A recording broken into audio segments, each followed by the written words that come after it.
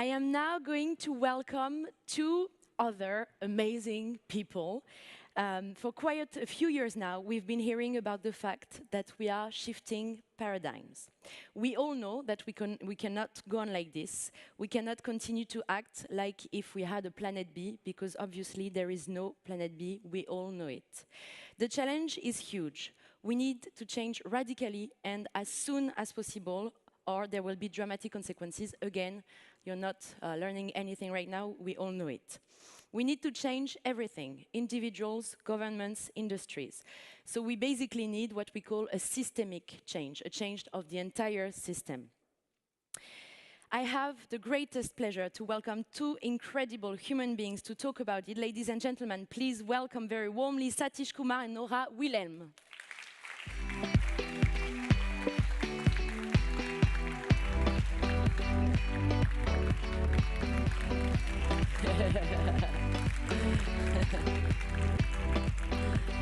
You sit here, Satish. Yes, if that's okay.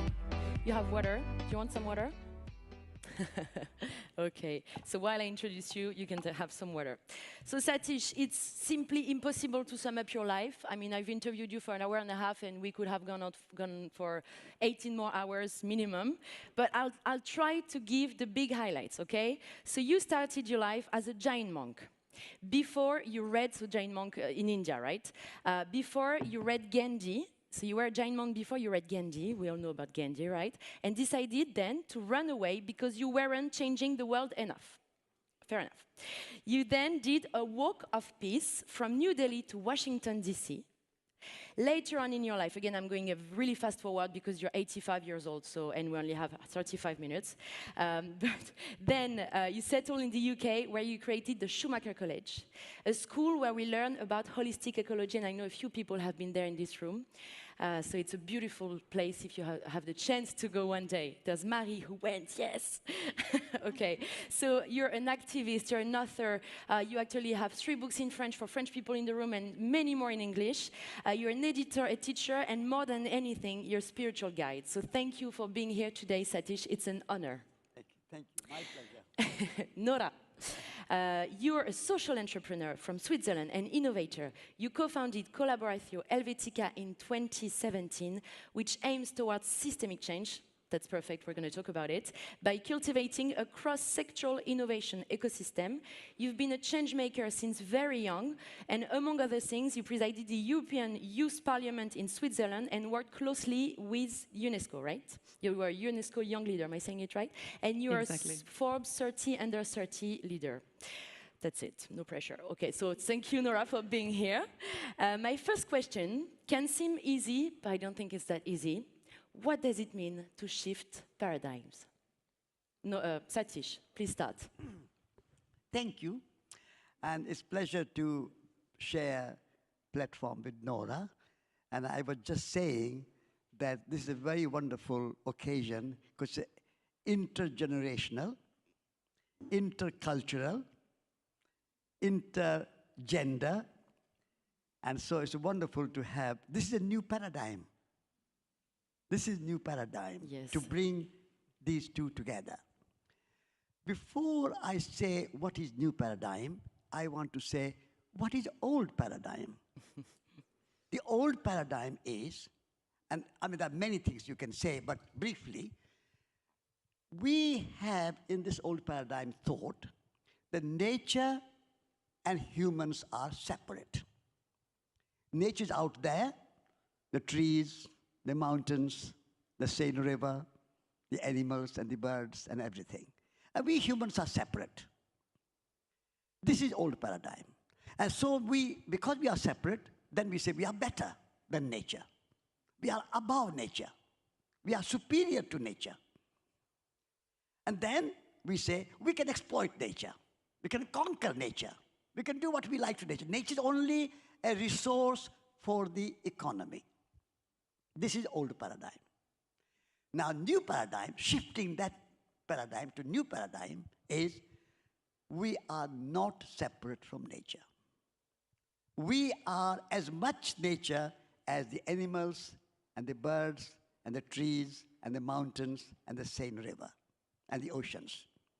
Because we are made of the same elements: earth, air, fire, water, space, time, consciousness. And nature is conscious. And nature is alive. The old paradigm said that nature is a machine and earth is a dead rock. The new paradigm says nature is a living organism. Nature is not machine. Nature is not dead. It's not inanimate. Nature is a living organism. And the earth is not a dead rock. Earth is also a living organism. So I think this is a new paradigm. If we want to change our economy, our politics, our industry, our business, we have to change this world view that nature is there only as a resource for the economy. And actually, old paradigm also says that humans are also a resource for the economy. You know, in businesses, you have an HR department. I don't know if you have in France, but in England, we have an HR department. HR means human resources.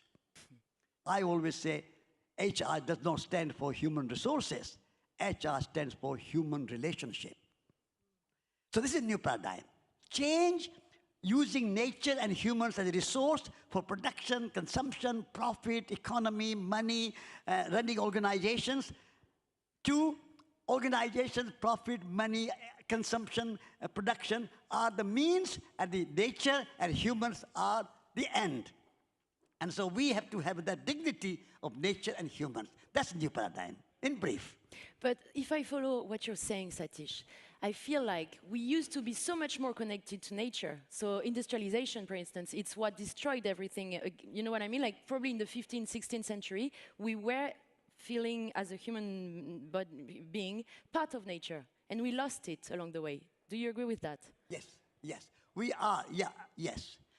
We are part of nature, because we are nature. And the thing is that when we say we are nature, then what we do to nature, we do to ourselves. If we pollute the water, we have to drink it. We have to pollute the air, we have to breathe it. If we pollute the atmosphere and create global warming, we have to live with it.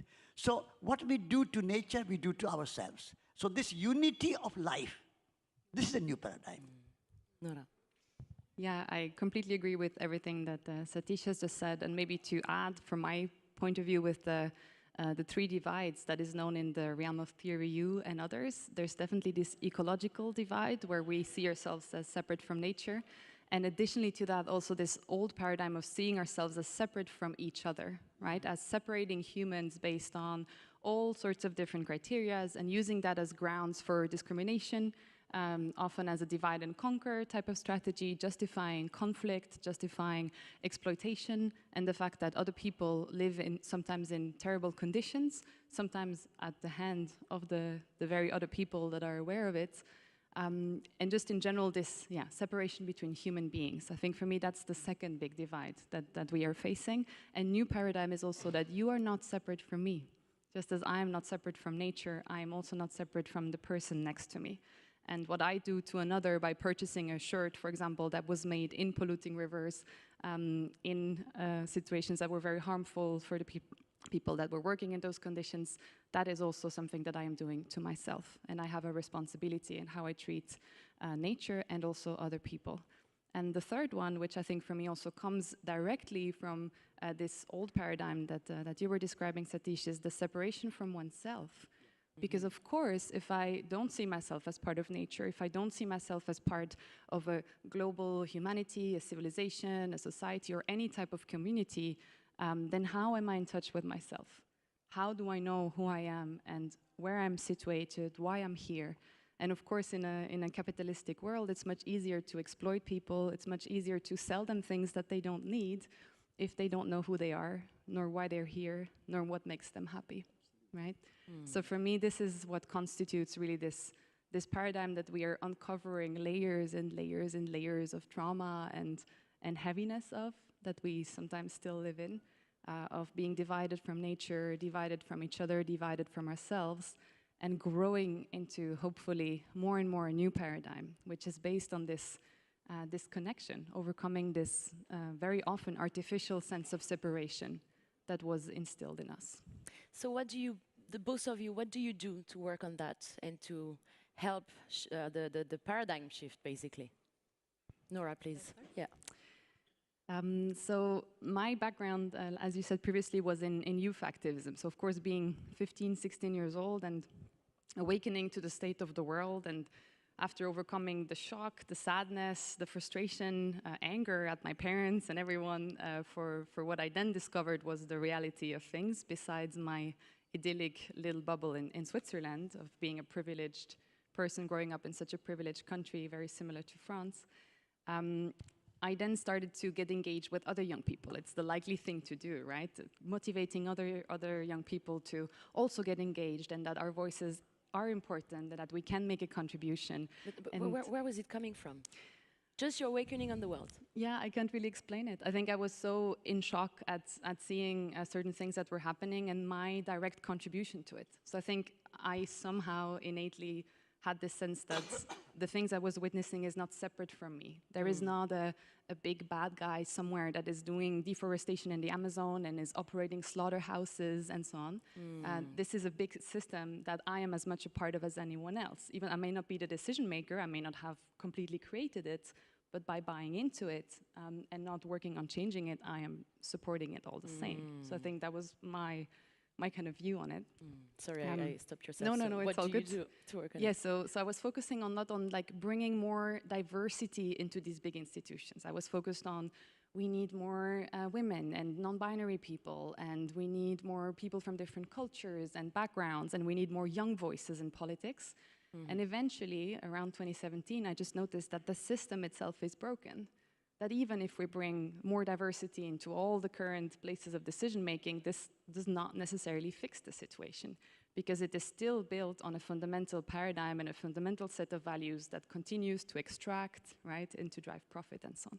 So what do we do when we... So what do we do, exactly. Yeah. So since then, I think we've asked ourselves this huge question around systems change. And I really want to emphasize that I don't think there are answers.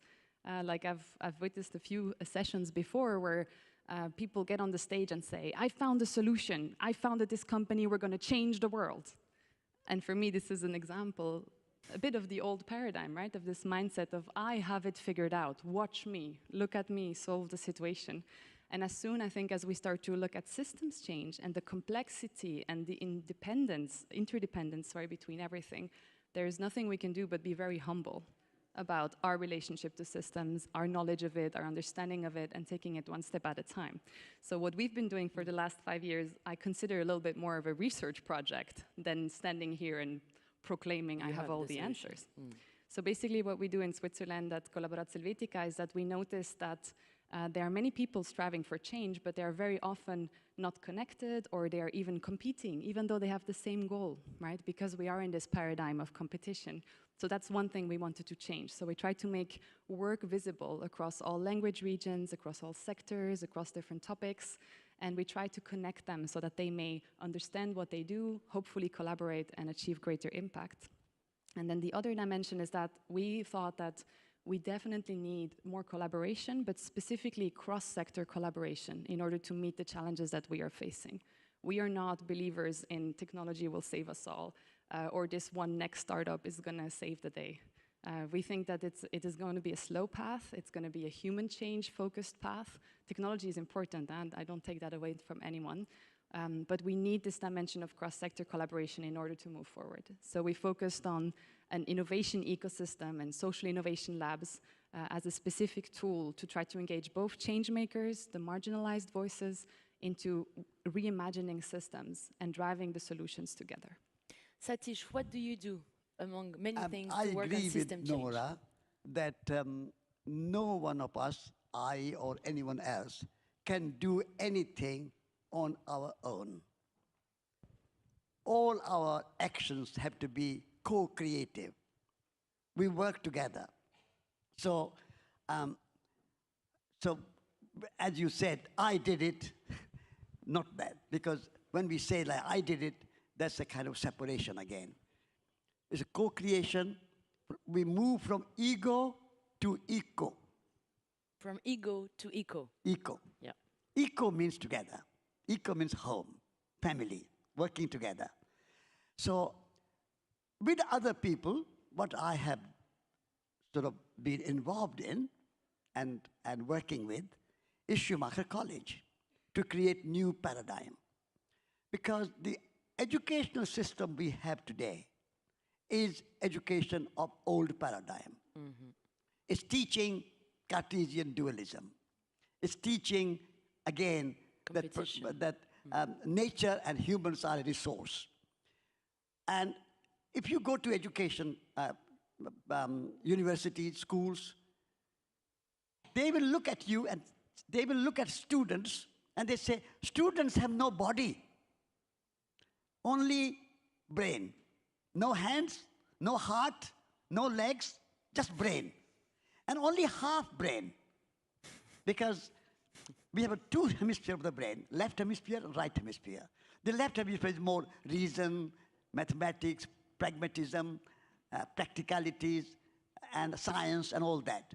The right brain is more intuition, creativity, imagination, spirituality, relationship.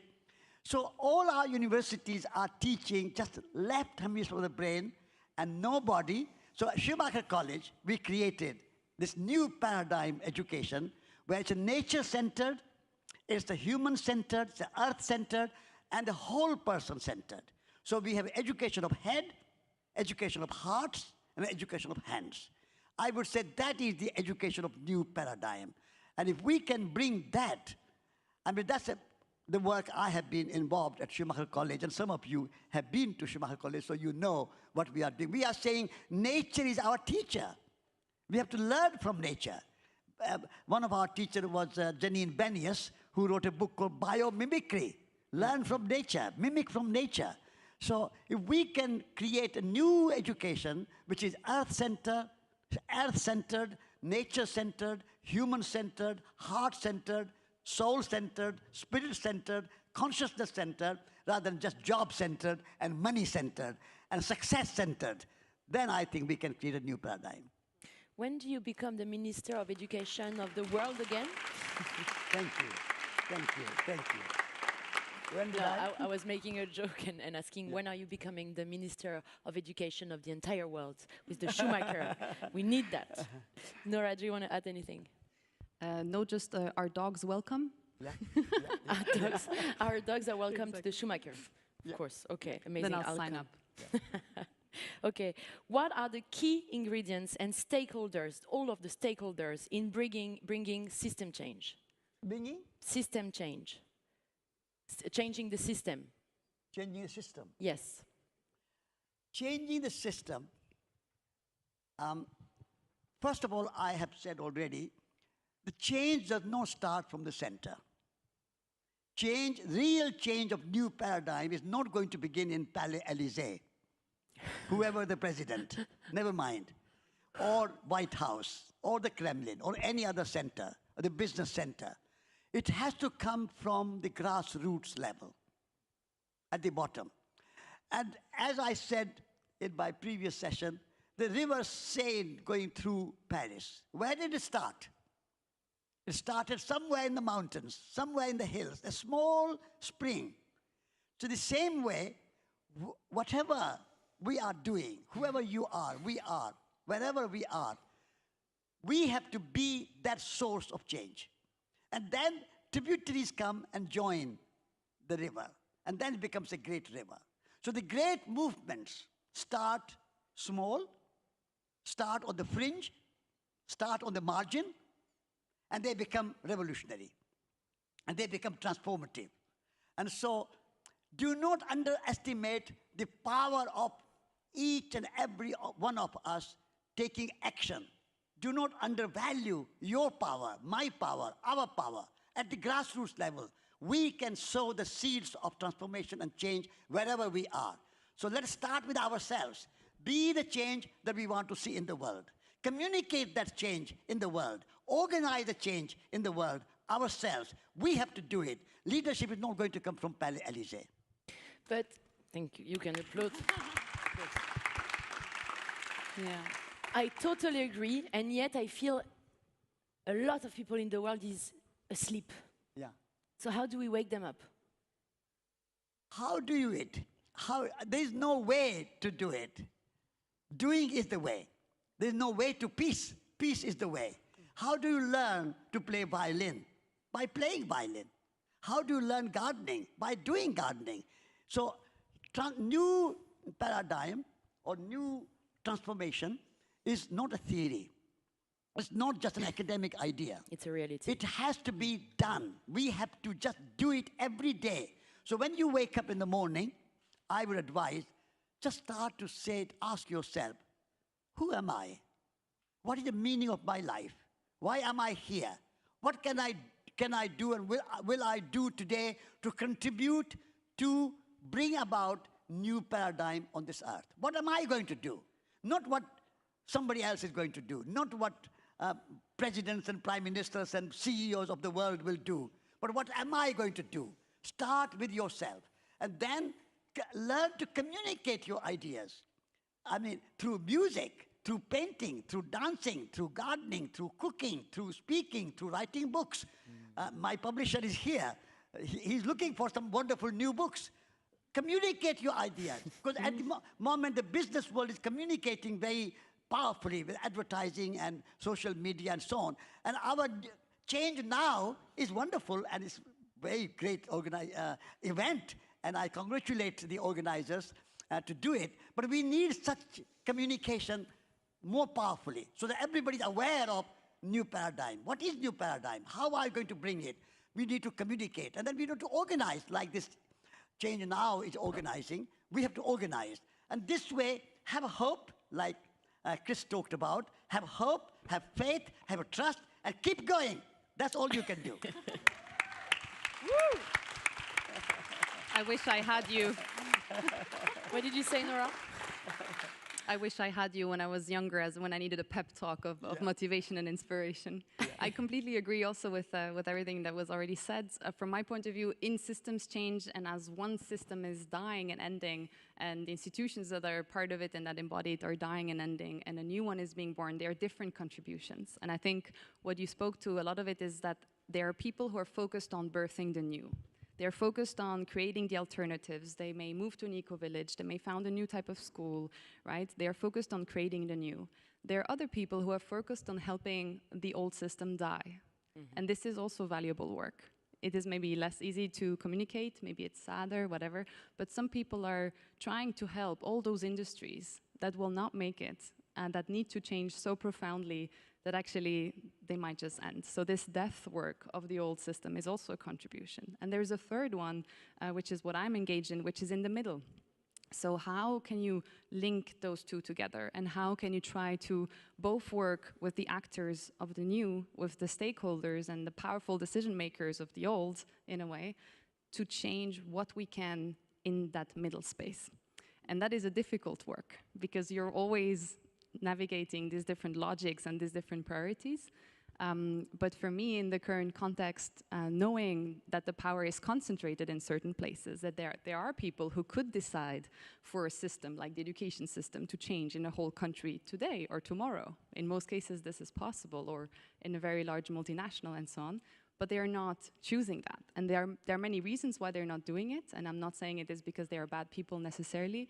But we know that resistance to change correlates with how invested you are in the status quo. So of course, if you've made your entire lifetime, built your entire career, right, working yourself up to the top of a pyramid of any sorts, it's very hard to hear from either younger generations or people coming from a different viewpoint or a new theory, a new worldview, telling you that you've done wrong or that you need to change. And it may be such a big identity shift that people become very resistant, right? And so this is where we work, like in that space of convening also those people who are resistant to change, together with the change makers who are creating the new. And actually in those interactions, real magic happens. In those interactions of people who would not normally talk or meet, many times they're actually opposed to meeting, right? We're talking, for example, a laboratory that happened in Brazil on food with high executives from Pepsi and Coca-Cola and activists who are calling out everything that Pepsi and Coca-Cola is doing in terms of poor nutrition and health in Brazil. And both sides refused to be in the same room. So it's really, really hard work to actually get people to be in the same room, listen to each other, talk to each other, but when they do, it can be deeply, deeply transformative. We were talking about that when preparing this panel, about the intergenerational conversation that is harder and harder, and there is a polarization of the debate with the older who feel attacked and the younger who are called the woke generation, the woke washing and stuff. How do we make people talk to each other? Because again, we are at Change Now, and I'm pretty sure everyone here knows about, all of the problems we're facing.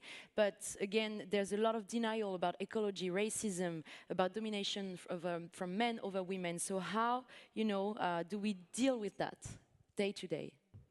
For me, the first step is... and outside of Change Now, obviously. Yeah, for me, the first step is compassion or empathy with oneself and with the other, because we were all conditioned in the current system. So we all have heteronormativity and white supremacy and gender constructs and so on and so forth programmed into us. And this was not of our choosing.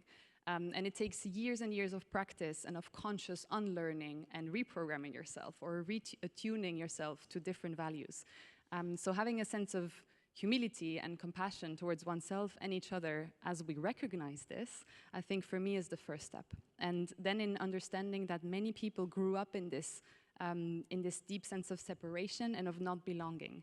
And so the mechanism is very often defense, right? Oh, you say something different from me, therefore I must defend myself. I must defend my viewpoint. You're different, you speak in another way, so I must defend my own.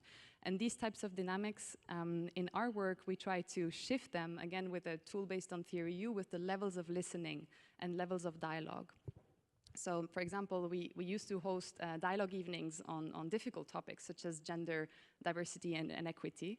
And in one specific example, a person who was a cisgendered man came into the conversation and in the opening circle stated, there is no such thing as sexism, there is no such thing as gender inequity, I don't even know why we're having this conversation. And of course, a bunch of women who were educated, anyone who was educated on this topic immediately triggered, right? But before we could get into a debate and into, I disagree with you, you are wrong, here's my list of 10 facts, right, that I learned in my good university, you are wrong, here's the book on why you're wrong, which is very often what we tend to revert to, we actually went on what's called a dialogue walk. And it means that for just 10 minutes, you will speak, I will listen. I will not say a word, I will not ask questions, I will only listen. And then we shift. I will speak and you will listen for 10 minutes. And the question was, when was the first time that you realized that gender plays a role in your life? And this person proceeded to tell me the story of how at a very young age in primary school, there was a girl who was bullying him, who was abusing him, who was really harassing him, and he was not getting any help from anyone. And he ended up hitting this young girl. And he was punished because boys should not hit girls. And it was that formative experience at that young age that had him so deeply convinced that there is in fact injustice against men all the time, and women, quote unquote, are the privileged ones, right? And in being just heard and listened to and received in that moment, unleashed something in him that by the end, he left saying, this was a very interesting evening. I learned some new things tonight, and I do see how some people also experience different realities and discrimination. And it was this act of being received and listened to, and not immediately argued back, right, with facts, that allowed the transformation. So for me, this is the mechanism that we're talking about, listening to each other. Listening. Exactly, to the point where it's transformative. No, I totally agree with what Nora has said. Wonderful, wonderful. You know, the universe and evolution favors diversity. And sex, race, gender, anything, nationalism, all these things are to be celebrated. The diversity should be celebrated. Because in the beginning of the time, Big Bang, there were no races, there were no genders, there were no nationalities, there were no Hindus, Muslims, Christians, there were no black, white. But evolution has worked hard for billions of years to create this wonderful diversity. Biodiversity, cultural diversity, gender diversity, race diversity, religious diversity, truth diversity. So let us celebrate diversity. It is good to have many languages. If everybody spoke French in the world, that would be boring. Yes. If everybody spoke English in the world, that'd be boring. It's wonderful to have many languages in the same way. So all this idea of divisions and conflicts and one race above other race and therefore suppress other race, that is all a kind of conditioning of our mind. So we have to expand our consciousness, expand our mind, embrace the diversity of every kind. There are 8 billion people on this planet Earth. There are 8 billion diversities. Every one of us are different. Let's celebrate that diversity and not turn diversity into divisions and not turn unity into uniformity. This is our challenge of time. And when we are able to celebrate diversity, then all these kind of conflicts that we have today in the name of whatever you have, they will diminish. And we will be able to enjoy. I mean, in nature, everything is there. The thorns are there, the flowers are there, the trees are there, the birds are there, the snakes are there, the insects are there, the earthworms are there. Everything has a place. Celebrate. So I would like to celebrate diversity rather than turn into divisions. Amen. Okay, I have a few minutes left. Unfortunately, I'd love to stay on stage with you, but I can't. So my last question is, are you still hopeful? We were talking about active hope in front of the unwiseness of humanity and the huge emergency. Are you still hopeful that we will manage to shift on time? Nora. I have to be. I have to be, because otherwise, why go on, right? Yeah. Why live? Why do anything at all? So for me, I very much agree with what was said at the beginning around active hope and choosing to be hopeful, choosing to strive, choosing to believe we can take one step at a time, even if it looks bleak. And I do want to acknowledge that even though an individual can do a lot, and there's a lot of space where actually a paradigm shift starts within ourselves, and it takes definitely a lot of inner work, there is this systemic inequity, right? There is this systemic pressure that exists all around us. And it's also, in some cases, specifically used as a tool for manipulation to place the responsibility on the level of the individual. Just one very concrete example, invention of recycling by big beverage companies who wanted to make it much more profitable and felt like, oh, customers may feel bad if they throw something out, so we're going to invent recycling so they feel better about themselves, right?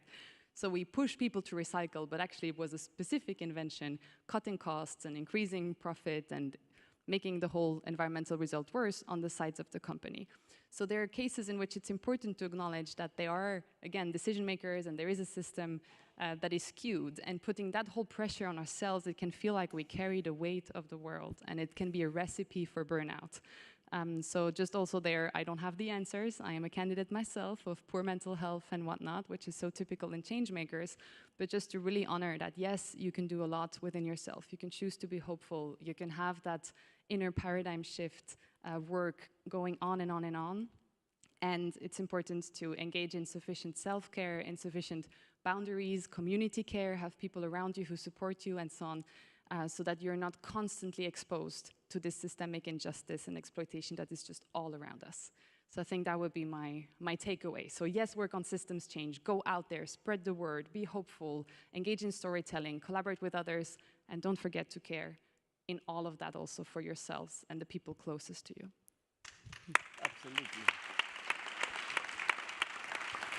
Yes, I agree. I agree.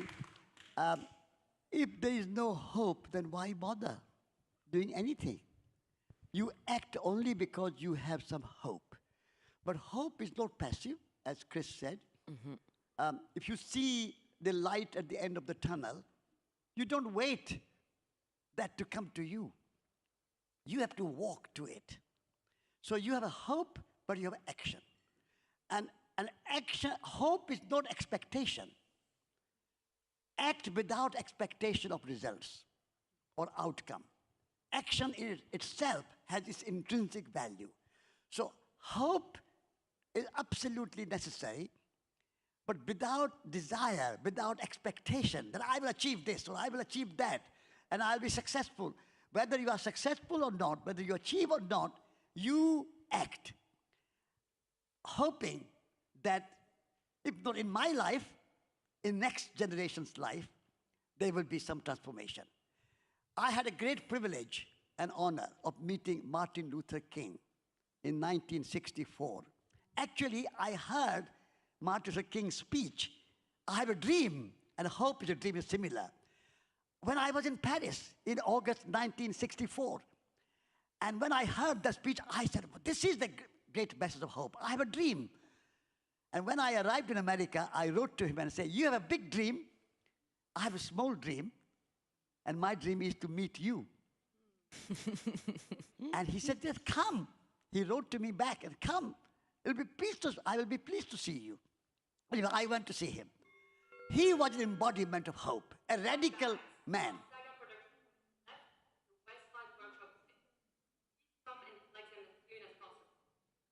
What?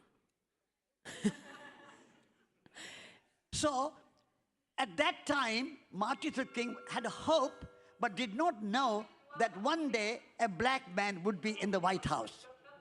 And he died without seeing a black man in the White House. But after 40 years, 50 years, Obama was in the White House. So things change, not maybe necessarily in your own lifetime. So you act not just for yourself. I mean, our past generations have built so much culture, language, religion, philosophy, science, architecture, gardens, all these, that Eiffel Tower. All these things were built by our ancestors. We have to have hope and act for our future generations. So we build, we create, we write books, we write poetry, we create new Eiffel Towers, so we create ecological society for future generations. So don't expect things to happen today, tomorrow, in my lifetime. Just act and build, not only for yourself, but future generations. That's the hope. Thank you, Satish, and thank you, Nora. Thank you. Thank you very much. Thank you to have followed us, and that's the end of that session, I guess. Thank you, everybody. Thank you.